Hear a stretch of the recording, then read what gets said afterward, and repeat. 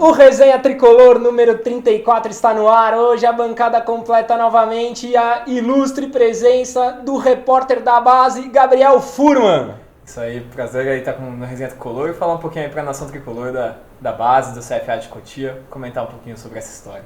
Boa. Temos também a volta de Rodrigo Junqueira. Fez falta aqui, senhores, hein? obrigado pelos comentários. Voltei. Daniel Campos e eu, Caio Domingues. A música, produção.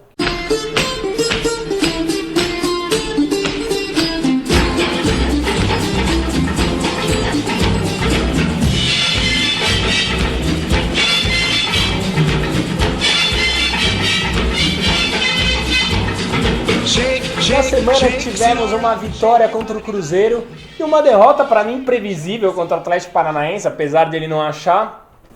Não é que eu não acho que é previsível, eu acho que não podemos achar que é natural. Mas você postou no seu Twitter, aliás, para quem não segue, qual que é seu Twitter? Dani Fields. Dani Fields. Você postou no seu Twitter que o São Paulo tinha a obrigação de ganhar, porque é o pior time do Atlético Paranaense, como se o nosso fosse um dos melhores, Não né? foi isso que eu postei, na verdade. O que eu falei foi, cara, tipo, me assusta todo mundo achar que é 3 pontos perdidos no começo do campeonato, e escala o Atlético do 1 ao 11 e me fala que é um time que não dá pra ganhar com o nosso meia-boca. Não, que dá pra ganhar, é claro que dá, mas quando você faz a lista no começo do campeonato, você conta 3 pontos na arena? Independente, começou, da estaca 0, você conta 3 pontos na arena? Mas, cara, tipo, depois de ter perdido 3 você conta 3 pontos na arena? Jamais, Você né? nunca a gente não ganha ganha lá desde 99. Exatamente. Ganhou, né? Nós perdemos 3 no Morumbi, esse era o ano de falar, cara, ok, eu não contava com 3 pontos lá, mas não contava em perder 3 em casa. Eu perdi 3 em casa, eu tenho que jogar diferente. Mas é o mesmo ponto do Cruzeiro. No Cruzeiro, quando você vai fazer lá, você conta 6 pontos contra o Cruzeiro, certo? Conta. Não conta? Conta. Eu conto 6 pontos. Eu conto também. Agora, não era pra perder. Não era pra perder. Não achei justa a derrota contra o Atlético e talvez um pontinho seria uma conta mais justa aí pra gente. Agora, para pôr nosso convidado aqui na conversa, você acha que tem oportunidade para garotada? Porque eu vejo muita gente nas redes sociais questionando a escalação do Wesley, ter colocado o Michel Bastos. Nesse jogo, o Luiz Araújo não foi nem relacionado. E o David Neres, pra mim, eu acompanhei muito menos do que você, mas pra mim foi o melhor jogador da Libertadores, junto com o Lucas Fernandes, que não pode. Você acha que tem espaço pra essa molecada nesse momento? Eu acho que tá mudando um pouquinho essa mentalidade do São Paulo, na verdade, porque o que acontece é que o São Paulo não dá mesmo espaço pra base e isso é crônico já. Se você pensar que Cotia, né, que é o grande projeto do Marcelo Portugal Gouveia, na verdade, não do Juvenal Juvencio, como é muito falado, esse projeto todo, a primeira geração dele é a geração 91-92, né, que são jogadores nascidos entre 91 e 92. É impossível você encontrar outro time no mundo que tenha formado numa mesma geração nomes como Oscar, Lucas, Casemiro, o Rodrigo Caio até participava daquele time. Verdade. Você vai pensar no William Arão ali, que está jogando no Flamengo agora, também era desse time. Foi um time que foi vice-campeão mundial sub-15, perdeu para o Barcelona na final. Então... O Breno tá nessa? O Breno não, o Breno é mais uma geração tá. depois. Ele é uma geração antes, na verdade. 8-9. 8-9. Mas enfim, você pensar nessa geração de jogadores, é difícil você encontrar outro time no mundo. Talvez o Santos tenha tido algumas gerações desse nível também. Então, o São Paulo forma bem, mas desses jogadores que eu falei, quantos jogaram pelo São Paulo, de verdade? De verdade, só o Lucas. Só o Lucas. E por que você acha que isso acontece? Essa falta de oportunidades mesmo. E os jogadores já prevendo essa falta de oportunidades, eles começam a ficar muito receosos já no sub-20, eles começam a ficar com medo. O Oscar, o Diogo, porque o que os acontece cariotes. Entendi. O problema é, esses jogadores eles rivalizam muito com o Santos. Principalmente aqui no nosso estado, a rivalidade de São Paulo e Santos é muito latente na base, porque estão sempre nas finais. Então você vai fazer a final da Copa do Brasil Sub-15, vai ter São Paulo e Santos. Vai ter final do Paulista, São Paulo e Santos. Salvador Cup, São Paulo e Santos. Sempre tem São Paulo e Santos batendo de frente nas finais. Agora tá tendo um movimento maior de ter Fluminense, Flamengo. O Flamengo vem com 2 gerações muito boas aí no Sub-15. Então, mas São Paulo e Santos normalmente é a grande disputa. Então, você vê esses meninos aí jogando e quando eles chegam no Sub-20, eles veem os meninos do Santos já tendo chances no profissional, já crescendo no profissional e eles parados. Então, é o que aconteceu com o Oscar. O Oscar ali sempre rivalizou com o Neymar. O Neymar é um ano mais novo que o Oscar. O Oscar viu o Neymar subir pro profissional e ele ficou parado lá. Ele foi cobrar. Por que eu não posso jogar no profissional? Por quê? Qual a diferença? Eu sou um ano mais velho do que ele, eu tô um ano atrasado. Mas ele não estava tendo oportunidade na época? Ah, bem pouco. Ele deveria ter tido mais. Mas ele foi precoce no pedido dele de rescisão. Mas ele foi meio prevendo o que poderia acontecer, o que iria acontecer. Que seria aquela coisa de deixar ele no banco, de emprestar. Normalmente empréstimos que também não fazem muito sentido, são empréstimos para clubes que não precisam do jogador, isso acontece bastante. Um jogador é emprestado para um clube onde, por exemplo, um lateral direito vai para um clube onde já tem um lateral direito que é titular absoluto. Então, não vai para jogar. Ele não vai jogar. Não vai ter a não chance. Adianta, ele não vai ter chance de mostrar que ele é melhor do que o outro. Então, essa transição, então, você acha essa transição é muito falha no São Paulo. Mas isso é falha do clube ou é característica de treinador? É falha do clube sim. Tem, obviamente, a característica do treinador. A gente teve o Muricy Ramalho, que é, conhecidamente, um treinador contra a base, né? Ele não deixa claro, ele sempre fala que, né, eu formei tal jogador e isso nunca aconteceu de verdade, né? Ele sempre vai falar, Gabigol fui eu que lancei, Felipe Anderson fui eu que lancei, mas a realidade é, Felipe Anderson foi eu que botei no banco. Ele pegou, botou o Felipe Anderson no banco e falou, esse moleque tem defeito de fábrica, não serve pra jogar. E aí ele foi pra Lazio e agora tá um jogador estourado na Europa. Já vai pra seleção, foi pra seleção olímpica. Então, ele não lança o jogador de verdade, ele bota o jogador pra jogar. Tem até uma frase do Bielsa que é muito interessante, que ele fala que hoje em dia tem muito treinador que lança o jogador pra provar que ele não serve. E quando o movimento tem que ser o contrário, você tem que botar o jogador em campo pra mostrar que sim, eu posso fazer um trabalho com esse jogador aqui. Você não precisa gastar 2 milhões, 4 milhões, 5 milhões contratando um jogador, porque eu consigo fazer funcionar com esse jogador aqui. Se você não consegue fazer funcionar com um jogador que você forma em casa, pois é. Então é um desperdício, cara. E o problema é a gente ver que esses jogadores, muitos desses nomes, deram certo na Europa, né? Ele vai lá, vira o 10 ou o 8 do Chelsea, ele vira o ponta direita de às vezes até não dá certo, porque existe muito mais coisa que envolve você dar certo como jogador de futebol, além de jogar bola. Infelizmente, na verdade, mas tem coisas que são boas de valer a pena e coisas que não são boas, né, nessa relação. Mas tem muito mais do que simplesmente saber jogar bola. Tem muito jogador fantástico, que a gente assistiu na base, com toque de bola refinado, com inteligência para jogar, que hoje em dia, infelizmente, não é nada, ou até parou de jogar já. Então, envolve muito mais. Mas não quer dizer que o cara não era bom, que não servia para jogar. Dani, você acha que a torcida de São Paulo tem paciência para isso que ele está sugerindo? Ou você acha que também tem uma participação da torcida em queimar um pouco esse jogo? Porque o Casemiro é um caso, ele estava em campo, estava jogando e... Pessoal impaciente. Eu acho que a torcida do São Paulo, muitas vezes, ela é mais que impaciente, ela é mimada. Se as coisas não estão perfeitas, ou ela bate ou ela abandona. Que é um pouco do que está acontecendo hoje, né? Pois é. Você fala, nesse ponto do Casemiro, só uma coisa que é muito interessante, até bater um pouquinho aqui no São Paulo nesse ponto, porque o São Paulo tem mudado muito isso ultimamente também. É uma mudança que veio do Cavani, né, do Júnior Tchavari, que foi o cara que a gente trouxe do Grêmio, que agora voltou pro Grêmio. Sim, voltou pro Grêmio. Doutor José Alexandre também. Exatamente. Foi essa uma mudança que vem deles, que o São Paulo teve uma época que você não podia nem ter apelido nos jogadores da base. O Foguete veio pra cá e virou Wellington Cabral, por exemplo. Então era proibido ter apelido. A gente até brinca no meio das pessoas que conversam sobre futebol de base, que no São Paulo, se o jogador deixar a salada no prato, é um mês sem jogar. Então, o São Paulo teve esse problema muito sério com o Casemiro. O Casemiro foi um jogador que rompeu com o Juliano Bertolucci, que era o empresário dele na época, porque o Juliano Bertolucci queria que ele entrasse na justiça contra o São Paulo, mas ele se desregrou como jogador, ele deslumbrou demais com o que acontecia com ele, então ele engordou, ele começou a ficar um jogador, ele estava um jogador realmente gordo, ele estava um jogador descompromissado com o clube, e faltou para o São Paulo aquele manejo. Às vezes é uma coisa difícil de fazer, não é simples você pegar um jogador e manejar ele para que ele renda. Mas a gente vê no Santos que eles tentam fazer isso, até a última instância. Até tenho criticado o Santos porque tem feito isso, mas o Santos tem um jogador chamado Diogo Vitor, que ele lembra muito o Giovani, ele é muito parecido com o Giovani jogando. E o Giovani jogou muita bola no Santos. E esse jogador ele é muito problemático, ele já desapareceu do treino umas 4 ou 5 vezes, ele já sumiu por meses do Santos. Teve o falecimento da mãe dele aí nesse meio tempo, então o jogador acabou ficando problemático.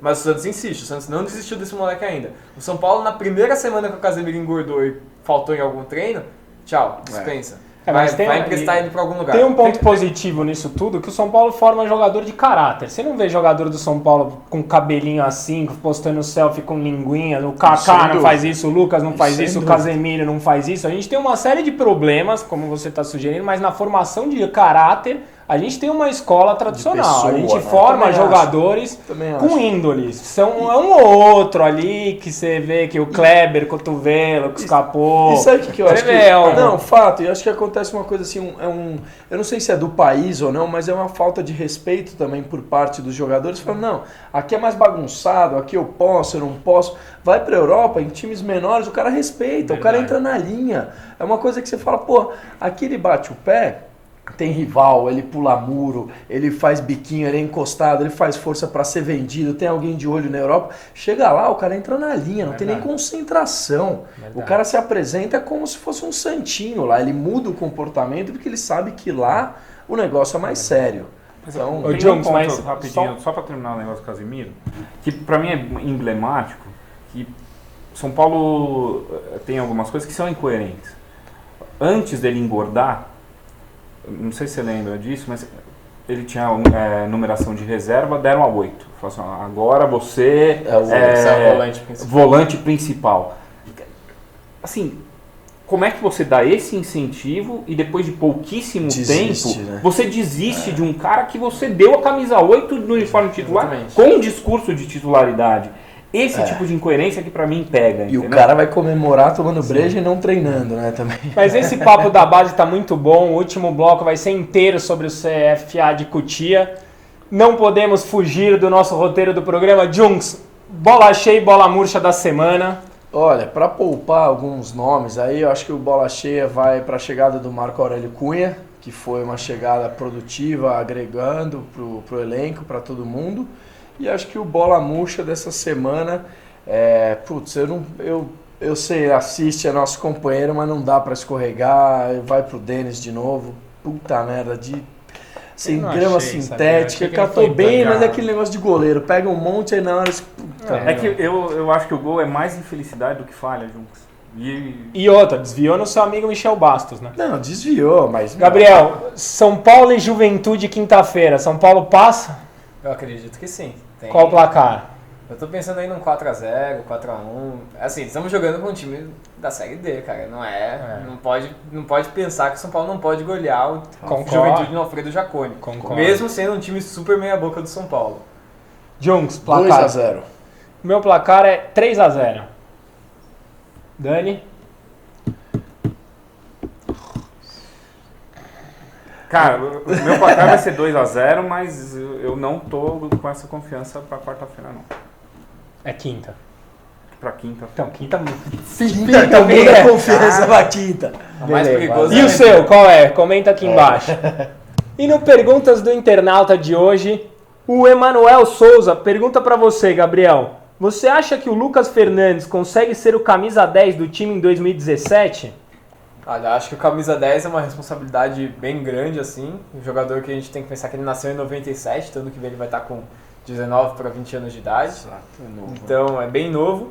Acho que é muita responsabilidade para ele ser esse camisa 10. O que o São Paulo precisa ter nesse ponto é um cara que seja como um mentor dele, como seria talvez um Ganso mais ele, agora um Cueva mais ele, de repente. Eu acho que é bem possível sim, acho que ele é um cara que tem tudo para jogar no meio campo do São Paulo aí com Mas facilidade. o estilo de jogo dele é mais pro Cueva ou mais pro Ganso? É mais pro Ganso. Mais pro Mais Ganso. pro Ganso. Ele é pensador, Ele é um jogador distribui bem. muito mental, né? Ele é Porque muito ele, inteligente. no começo do ano, usaram ele mais pelas pontas do que pelo meio, É, porque a gente tinha o Ganso, Sim, né? porque ele é muito versátil, né? Essa é uma grande vantagem do Lucas Fernandes. Ele é rápido também. Ele tem uma certa velocidade, né? Ele não chega a ser um jogador muito veloz, mas ele tem uma boa velocidade.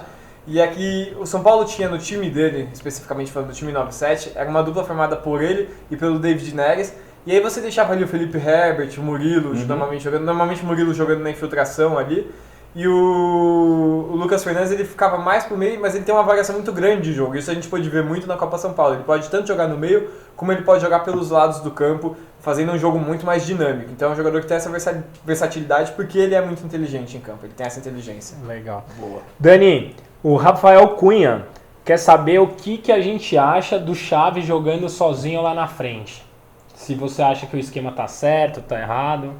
Eu acho que ele tá isolado demais, né? Acho que quando o Cueva tá aberto pela ponta, ele consegue fazer uma aproximação. O Kelvin ainda não voltou à forma antes da contusão, mas ele tá isolado, né? O esquema dos 3 volantes tá faltando a peça de ligação e ele está isolado demais.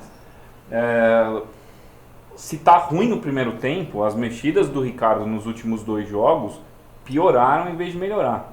Então, assim, não teve o Chaves está isolado, vamos acertar isso para a bola começar a chegar mais.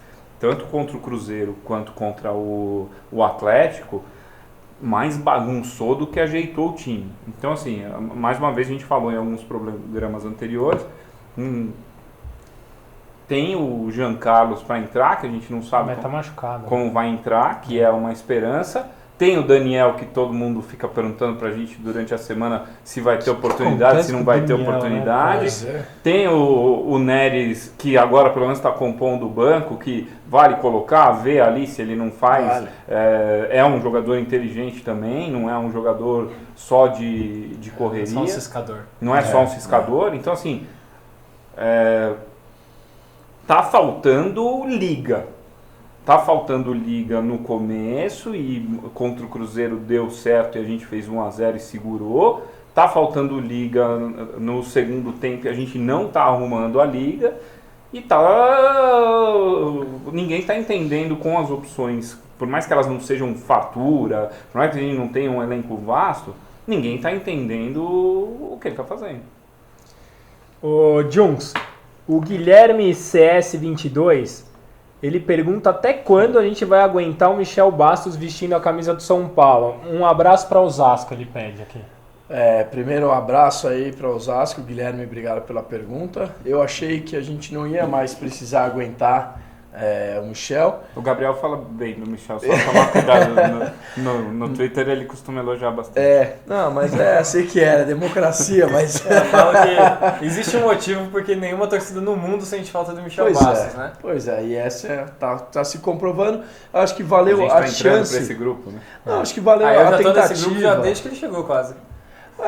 Eu acho que valeu a tentativa pelo menos de reintegração, a parte aí do Marco Aurélio de uma conversa, mas eu acho que deu, acho que ele entrou aí, jogou muito mal e queria até aproveitar só para falar uma das perguntas que o pessoal que mandou também, questão de humildade. Eu acho que faltou um pouquinho sim, acho que esse discurso após 2 vitórias é um discurso muito empolgante, G4, o verdadeiro não sei quem está de volta, esse é o São Paulo. Você está falando para mim, né? Não, tô falando pro time de São Paulo que dá esse tipo de... eu levantei essa bandeira. Mas eu tô falando...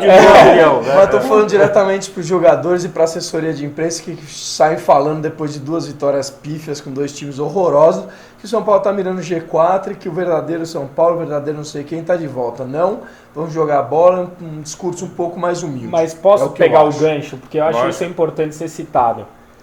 O São Paulo, quando estava ali perto da zona da confusão, como eu diria o professor, o discurso era apoio. Não, vamos apoiar porque tem que torcer na hora boa e na hora ruim. Aí ganhou 2 jogos, perde um jogo que pra mim é normal na arena. Nunca é normal o São Paulo perder, mas dentro da arena é um resultado tá na conta. Que tá na conta. Aí já todo mundo, ninguém presta, e aí já todo mundo esquece o discurso de apoio. A torcida do São Paulo tá parecendo mulher de TPM. Cada hora pensa uma coisa. Pois é. Ou vamos apoiar, ou começa a xingar e vai quebrar todo mundo lá de novo. Na minha opinião, a gente tá com o grupo fechado, a janela tá fechada, não adianta mudar treinador agora. Tem que apoiar e pronto, só é o que resta. A gente é torcedor, vai fazer o quê? Vai lá quebrar a cara dos caras? Apoio eu concordo, apoio eu concordo 100%. Agora falar de G4 depois de 2 vitórias, os caras são meio sonhador demais, mas não você, tô falando em geral. Eu confesso que eu fui um desses. Você é um pouco mais emotivo, eu acho que eu me emocionei um pouco, mas por que não? Mas já tempo que não tinha 2 vitórias. Eu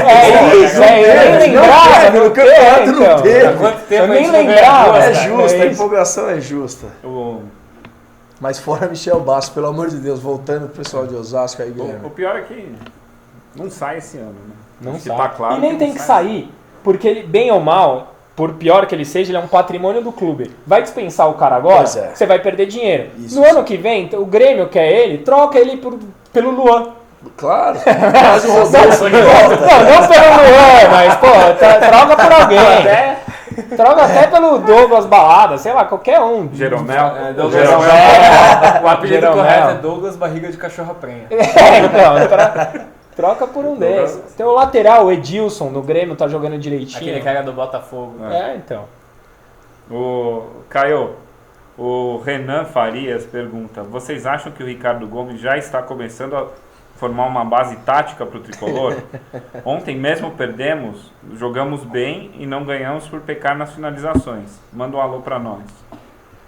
Cara, essa é uma boa pergunta e eu discordo do que você falou na sua pergunta. Eu acho que o São Paulo deu liga assim nos 3 jogos. Eu acho que a gente começou muito bem. A gente fez triangulações que a gente não fazia há tempos. Contra o Figueirense criamos várias oportunidades, fizemos. Contra o Cruzeiro, segundo tempo, a gente recuou um pouco mais do que tem que recuar um time que joga em casa. E eu achei que a postura contra o Atlético Paranaense foi boa sim. Também. O resultado poderia ser 1-0 para os dois lados. Onde eu acho que o Ricardo está pecando, e que fique claro, eu não acho que ele é o treinador pro São Paulo. Mas eu não acho que ele é essa porcaria toda. Eu acho que ele tá pecando muito na substituição. Eu acho que ele não consegue usar o elenco como ele poderia usar. A gente acabou de falar aqui de um monte de joia da base, a gente falou do Daniel, mas eu acho que um padrão tático o time já começou a ter. Você via a bagunça que foi contra o Juventude e o time que jogou os últimos 3 jogos, cada um já sabia o que tinha que fazer, né? Saiu algumas jogadas. Pouco pro São Paulo, sim.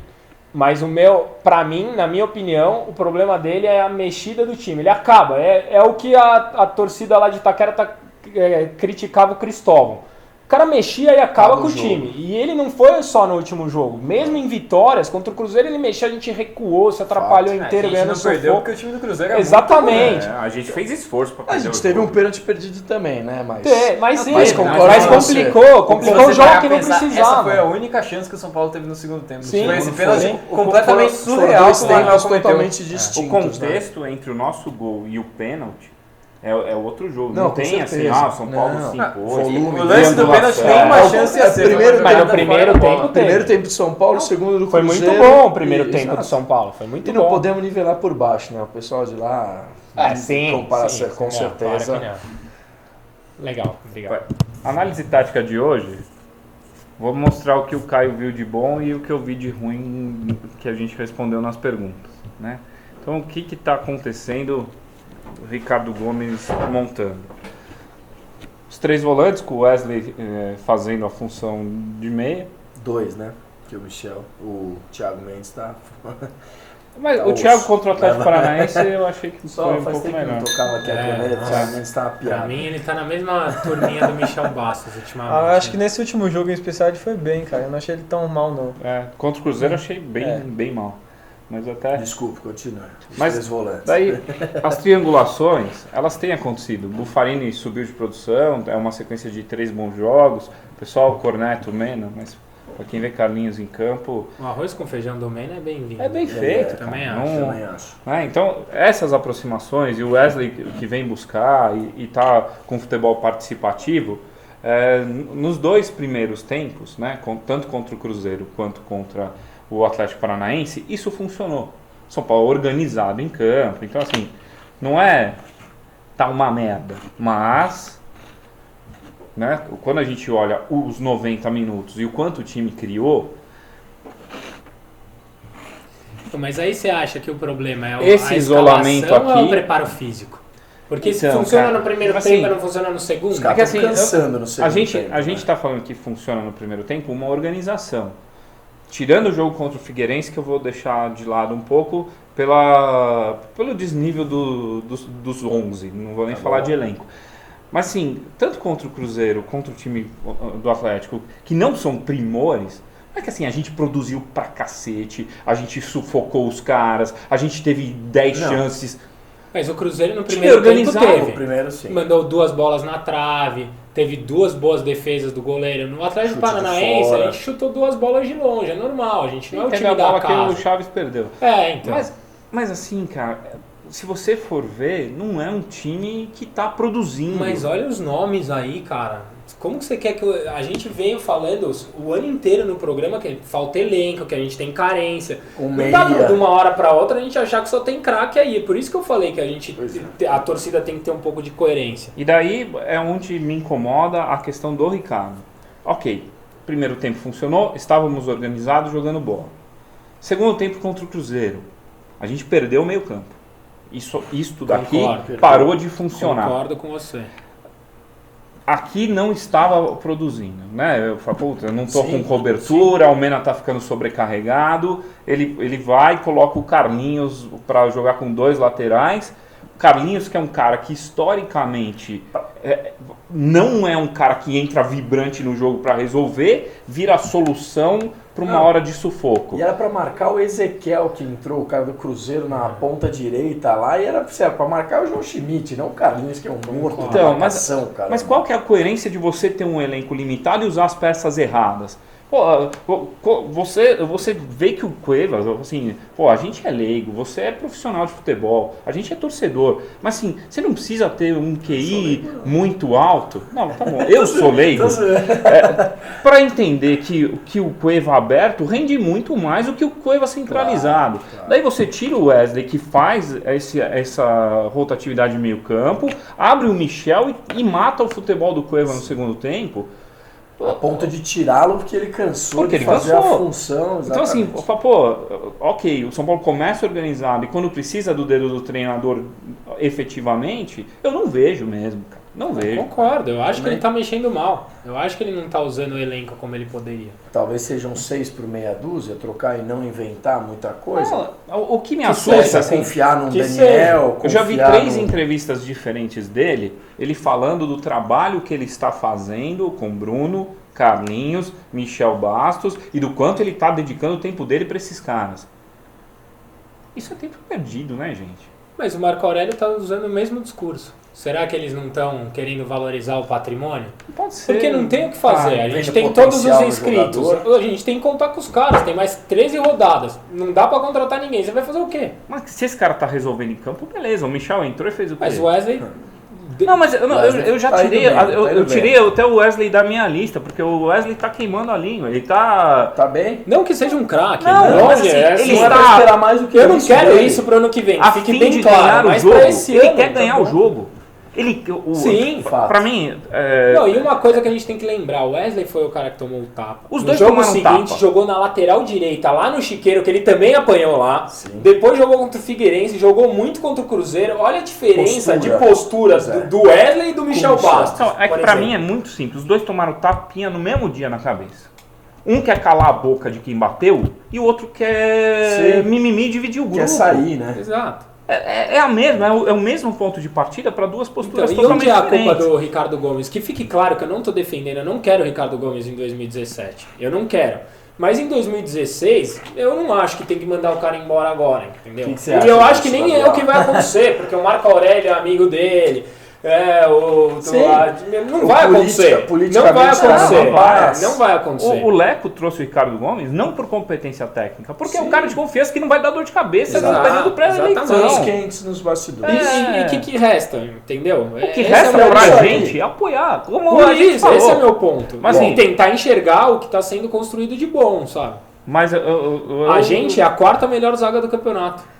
Que com o gol sofrido. Ótimo lembrar ponto. Que a saída do Gustavo de Oliveira é contra o Ricardo Gomes, né? Porque a família dele é a que bancou o Ricardo Gomes tanto no PSG quanto aqui no Brasil. Mas o Marco Aurélio é muito próximo do então, e o Leco também. Então, politicamente... Como eu não quero nem o Leco, nem o Ricardo Gomes no ano que vem, eu tô tranquilo. Você tá insatisfeito praticamente e politicamente falando, o Ricardo Gomes não vai sair esse ano. Não vai. Maicon fora no mínimo 15 dias. Você falou na opinião já? Até dói no coração. Até dói no coração. Dificílimo. É uma nhaca. Na minha opinião, contra o Juventude, Lugano, pela liderança, e a gente precisa do cara.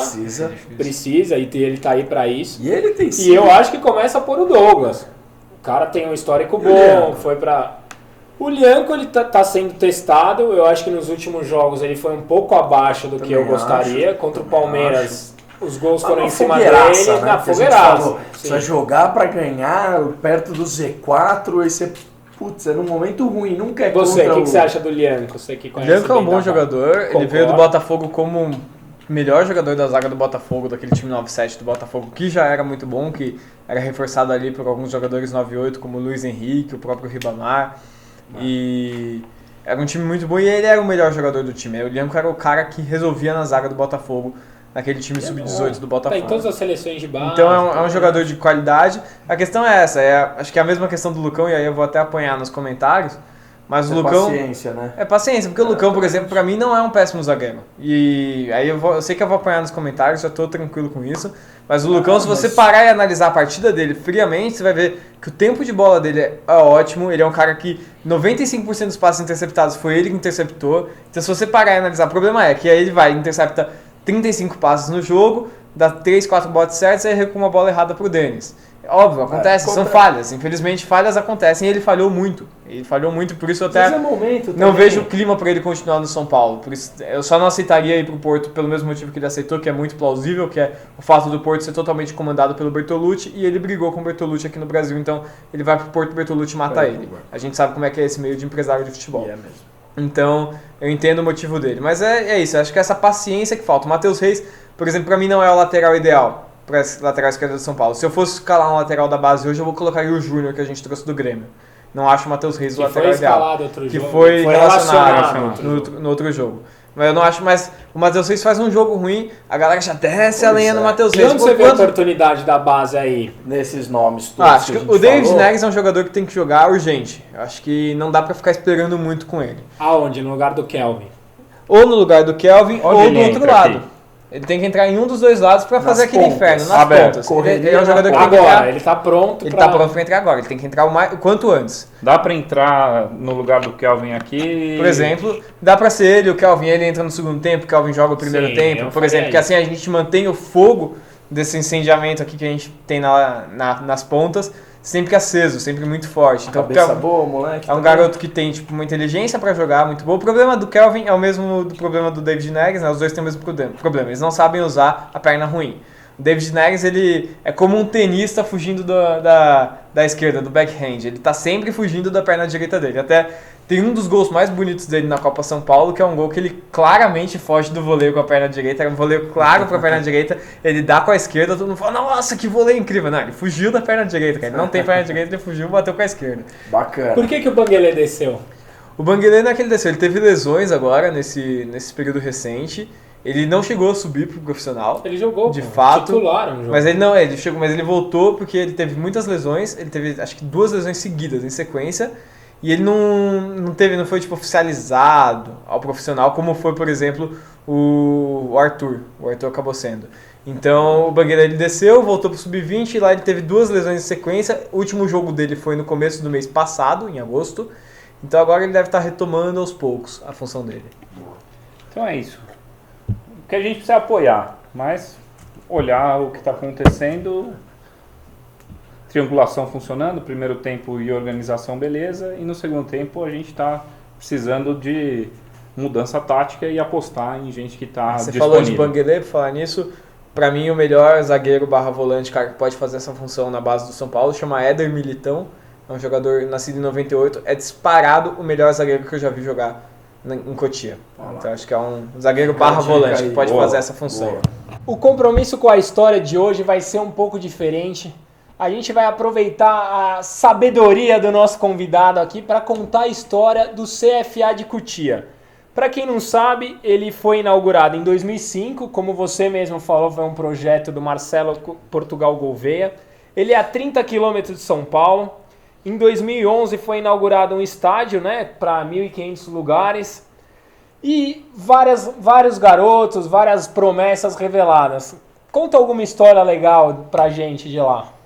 O CFA de Cotia, para quem não conhece, acho que vale muito a pena conhecer, não é longe da capital aqui, então se você mora em São Paulo, cara, passeio de carro é rapidinho, meia hora você tá lá com facilidade, tem estacionamento, então... Aberto ao público. É aberto ao público, todos os jogos da base que são lá são de entrada franca, então, cara, ir lá é muito legal, assim, eu já fui muito, obviamente, mas é sempre legal estar por lá, porque você conhece muitos personagens do São Paulo, é muito engraçado, tem um personagem típico já dos jogos da base do São Paulo, que se chama Betão.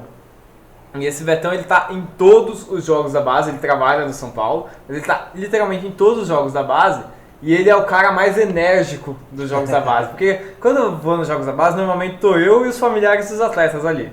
Normalmente é a namorada dos jogadores, normalmente algumas namoradas, ó, falam isso, porque desde cedo, né? Desde cedo as interesseiras já estão ali. Então, tem assim alguns jogadores que você olha a lata do jogador, a lata da namorada e fala, olha... É o amor, né? É o amor, cara. É nessa hora que você vai investigar o contrato que ele já tem assinado. Alguns empresários devem estar presentes. A maioria dos também. empresários já estão lá, então assim, eu tenho muito contato, acabei tendo muito contato com empresários do FIG, com o pessoal da galera do Figuer, o pessoal da galera do Mino Raiola, Bertolucci, todos eles têm vários, como não são olheiros, né? São pequenos agentes que vão trabalhando nos jogos, porque eles não têm como acompanhar o tanto de jogadores que eles têm.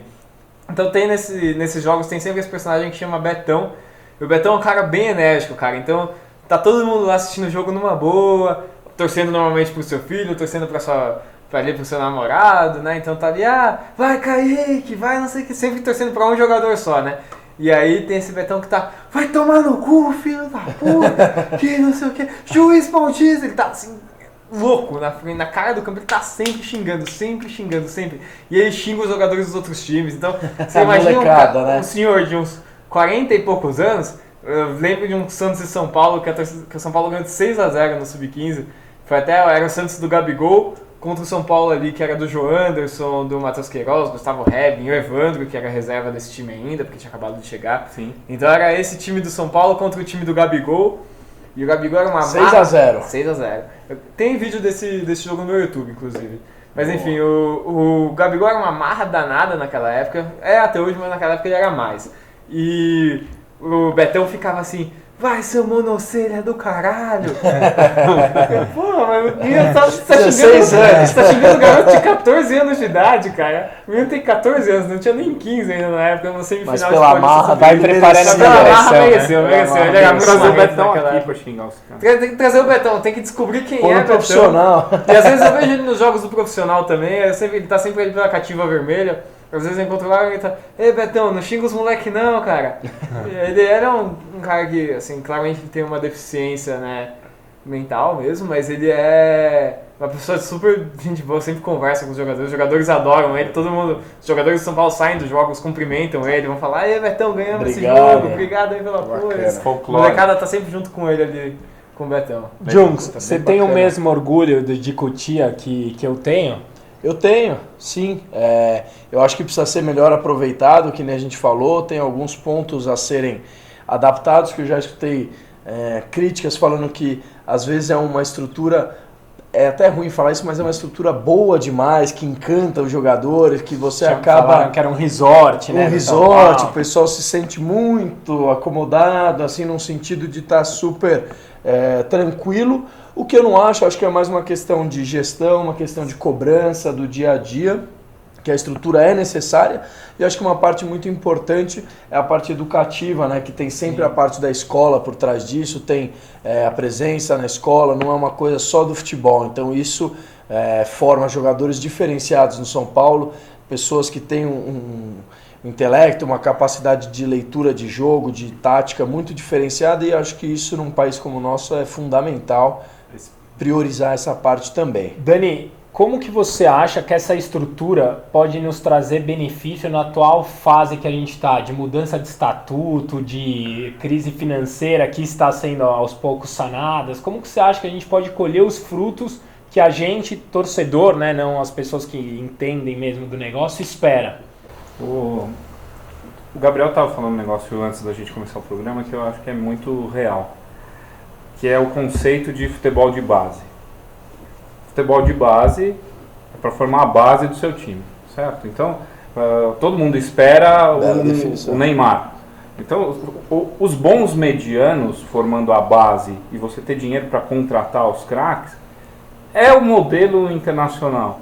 Não é, todo ano a gente vai formar 6, 7 craques e eu vou estar sempre produzindo craques para vender por... Esse é um modelo utópico, você que acompanha de perto... todo mundo falava do Barcelona, faz tempo que o Barcelona não tem uma joia da base que chega lá, mas explodiu o Iniesta, Xavi ali. Quantos caras de base do elenco eles têm formados pela categoria? Então, mas nenhum monte, mas nenhum vingou. É difícil mas você... Mas exatamente, esse é o ponto. A gente até tem o Messi não é deles. Mas dessa geração do Iniesta, do Xavi, subiu o Pedro, subiu mais uma galera, mas faz tempo que não sobe um cara que se destaca. Esse é um ponto muito interessante. A gente tem principalmente para o mercado brasileiro, a gente tem um tratamento com a base que ele é meio que suicida, você está se matando, porque assim, você sobe o jogador com a expectativa dele ser um gênio, ou de ser pelo menos um jogador de nível A da Europa, para você vender ele, para bancar um monte de jogador meia boca que você contratou. Isso. É completamente surreal, você está gastando, está esperando que você vá formar esse craque, para que você consiga pagar um monte de jogador meia boca que você contratou. Na verdade, devia ser o contrário. Você tinha que minimizar os seus gastos. Então, como você minimiza os seus gastos? Você tem um elenco de 22 jogadores, ali até mais, né? Normalmente um elenco de 25. Se é um elenco de 25 jogadores, você tem que minimizar os gastos com jogadores que são inúteis, que você poderia ter um igual ou muito similar, talvez um pouco pior, talvez um pouco melhor, formado em casa. Então, aí a gente vai passar pelo Michel elenco. Bastos, quanto ganha esse cara? Dá pra pagar Mas 3 você moleques passa pelo elenco do bons. São Paulo ali, além do Michel Bastos, que é um caso excepcional. A gente acabou de falar isso aqui na mas análise você tem tática. o Bruno, Carlinhos, o Thiago Tem Mendes é um bom vários jogador, nomes. mas você Tá vai ter o devendo. Hudson, você tem um monte de jogadores que não realmente resolvem o problema. Então não são jogadores que você fala, nossa, esse cara joga demais, esse cara barra qualquer um. Não, você acha um jogador igual ao Bruno na base, e o Auro mesmo é um jogador que é no mínimo igual ao Bruno. Não vejo nenhuma diferença entre os dois, por exemplo. E mesmo que houvesse uma diferença pro Auro ser pior, a diferença é muito pequena pro dinheiro que você gasta em um e o dinheiro que você gasta no outro. Custo-benefício. O custo-benefício ali melhor do acaba Auro, sendo né? melhor ter o Auro. Então, se você reduz esse gasto que você tem, aí você vai pensar só de pensar em Bruno e Carlinhos, você tirou 10 milhões da sua conta.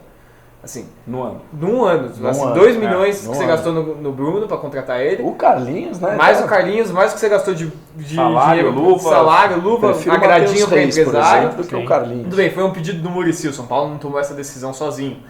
Mas é essa mentalidade que precisa mudar em muitos times brasileiros. Uma mentalidade que, como eu falei aqui, o Bielsa tem, por exemplo. O Osório tinha essa mentalidade também. A gente tem uma série de treinadores que tem esse tipo de cabeça. E é isso que O precisa Ricardo fazer. Gomes tem? Não, o Ricardo Gomes não é um desses treinadores. Ele Você até concorda trabalha bem a base, mas eu acho Essa que parte. o Ricardo Gomes ele trabalhou muito bem a base no Botafogo por uma necessidade. O Botafogo não tem caixa. Recurso zero. Pois Não é. tem recurso nenhum. É, E que ele é um tinha pouco uma do que geração que acontece não com o vinha há muito Santos tempo, também. né? É um É um pouquinho do que acontece com o Santos. É. Então, se você formasse, se você reduzir esse gasto, então, esses 23 jogadores que você gastou dinheiro, em vez de você gastar dinheiro com eles, você poupar todo esse dinheiro e comprar 2 jogadores, 3 jogadores, então você monta um time ali com 3 jogadores excepcionais, e aí você forma os outros 22, Carregadores 23 de jogadores. piano aí, São né? os caras que vão carregar o piano. Sim. E os caras da base, isso gera um efeito cascata, na verdade. Então, a partir do momento que você começa a fazer isso, existem várias coisas que vão acontecer. Os jogadores da base eles vão começar a se esforçar mais, porque eles sabem que eles têm muita chance de jogar, mesmo não sendo um puta craque, não Sem sendo dúvida. Fora um que gênio. vão vir de outros times já Jogadores na de base, outros porque times. sabem que vão ter E isso oportunidade. acontece muito. Por que que o Quem São Paulo- se esforça com o Muricy de técnico, por Exatamente. exemplo, que não vai pôr pra jogar? Por que que o São Paulo perde muito jogador da base pro Santos? E aí a gente vai ter uma lista, cara, imensa. Se você pensar nesse time do Santos agora, o Serginho, que o Santos está dando chances agora, foi do São Paulo. Gabigol foi do futsal do São Paulo. A famosa atravessada também, né? Não é uma Obrigado. atravessada. Os jogadores eles Atravessada começam a e se sentir antiética. satisfeitos, porque eles sabem que não tem como ele ter chance no São Paulo, ele acaba vou pro Santos. Por exemplo, o Gabigol é um jogador que ele veio do futsal do São Paulo, com 11 anos ele saiu do São Paulo e foi pro Santos. O Serginho, com 15 anos, ele foi dispensado, 16 aliás, foi dispensado do São Paulo. Ninguém sabe até hoje porque, uns falam que foi porque tinha uma perna maior que a outra, outros dizem que tinha um problema nas costas, mas enfim. Tá lá no Santos. Daniel Guedes, lateral do Santos, também foi de São Paulo. Paulo Henrique, lateral do Santos, também foi de São Paulo. A lista é imensa. E por que eles deixam? Porque eles sabem que no Santos existe uma probabilidade muito maior deles terem chance de jogar profissionalmente. E o que eles querem mesmo é serem jogar. jogadores profissionais. Exato. Bom, temos que corrigir Isso, isso né? então. É Fica o planejamento. recado aí pra você. Planejamento. O Resenha Tricolor vai chegando ao final. Hoje eu queria mandar um abraço muito especial para uma pessoa que eu gosto muito, é para Claudinha. Ela tem um programa na Rádio Trianon sobre a Portuguesa. Ela é torcedora doente da Portuguesa, como nós somos do São Paulo. E vai um abraço e um beijo muito especial para ela que está sofrendo muito. Nós todos que gostamos de futebol estamos muito tristes com a queda da Portuguesa, que para quem não sabe caiu para a 4ª divisão. Clau, tamo junto. Para vocês terem uma ideia, eu fui com ela no estádio no fatídico 7-2 e ela me respeitou. Então ela merece esse abraço. Tô triste por você. Merece mesmo. Gabriel, muito obrigado pela presença, muito obrigado pelo ensinamento, pela aula da base. Queria entregar aqui para você o kit Farma Ervas. Vai dormir cheiroso hoje. Valeu aí. Quer mandar um abraço para alguém? Bom, valeu pelo convite, queria mandar um abraço aí pra galera do Só a Base Salva, que é o pessoal que a gente fala sobre futebol de base. O nome do grupo não é esse, toda semana a gente tá mudando pra Alguém Melhor do Mundo. A gente sempre inventa, esse ano esse cara é o melhor do mundo. Então, mandar um abraço aí pra esse pessoal, um abraço pra minha namorada, que vai assistir isso aí depois pra comprovar que realmente eu vim gravar um programa. Vai voltar bêbado, né?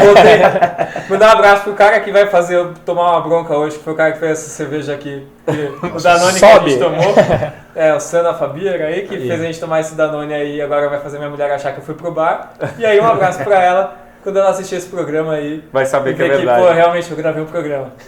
Bacana, Jungs, obrigado pela presença. Que tá de volta, vai mandar abraços. Tem alguns abraços internacionais, alguns amigos da Inglaterra. Tem um que não gosta, obviamente, do São Paulo, porque ele torce pro Liverpool, né, que é o Alex Lee. Um grande abraço. Abraço para Fara, que é uma São Paulina do outro lado do mundo. Antônio Meirelles também, que assiste a gente de qualquer lugar aí do mundo, do globo. E todos os nossos audiência, que me apoiaram naquele live que foi difícil. Foi legal. Mas agradeço aí, tô de volta. Essa semana vai ter mais. Obrigado aí todo mundo. Boa. Dani, milhares. E não esquece de pedir pro pessoal se inscrever aqui, ó, porque da semana passada pouca gente se inscreveu, Pouca viu? gente, 30, 35. Então se inscreve aqui. Não esquece da promoção da camisa. promoção das camisas. Vai até o Dia das Crianças. Até o Dia das Crianças. A gente vai facilitar um pouco a questão da doação. Estou vendo um jeito de deixar mais fácil para o pessoal que mandou e-mail pedindo ajuda para doar, que está tentando ligar, não está conseguindo falar. Essa semana a gente resolve isso tecnologicamente falando. Abraços do pessoal do Instagram. O Londrina, Paraná, a Cirleide, que começa o programa pelo abraço para ver se a gente mandou um abraço para ela, depois ela assiste o programa. Foi de carteirinha. De carteirinha, foi o número 1.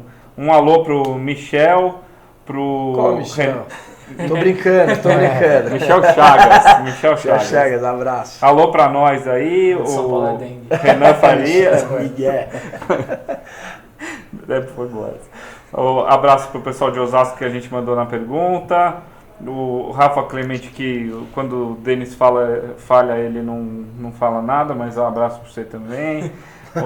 Abraço pro Gui Queiroz, pro Raul, pro Rafael Bonfim, pro Lê Soares. Manda um abraço para Soares Comércio de Metais. Um abraço. Ó o merchan gratuito aí.